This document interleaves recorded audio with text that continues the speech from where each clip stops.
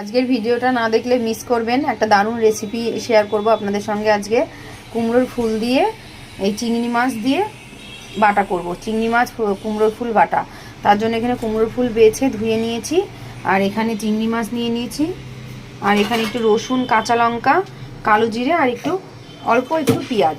চলুন রান্নাটা শুরু করি, দেখতে থাকুন, আশা করি ভালো লাগবে। কড়াই গরম করে নিয়েছি, সর্ষের তেল দিয়ে দেবো কিছুটা। প্রথমে চিংড়ি মাছগুলো ভেজে তুলে নেব। চিংড়ি মাছগুলো মোটামুটি ভাজা হয়ে গেছে, এবার রসুনগুলো দিয়ে দেবো আর কাঁচা লঙ্কাগুলো দিয়ে দেবো, দিয়ে আরও কিছুক্ষণ ঢাকনা চাপা দিয়ে ভেজে নেব। রসুন কাঁচা লঙ্কা ভাজা হয়ে গেছে, আর পেঁয়াজটুকু দিয়ে দেবো। পেঁয়াজগুলোর সাথে সাথে কালো জিরেটা দিয়ে দেবো। বাবা লঙ্কাগুলো কি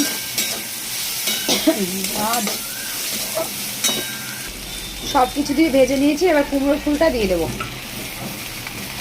স্বাদ মতো নুন, পরিমাণ মতো হলুদ দিয়ে সবগুলো আবার একসঙ্গে ভালো করে ভেজে নেব।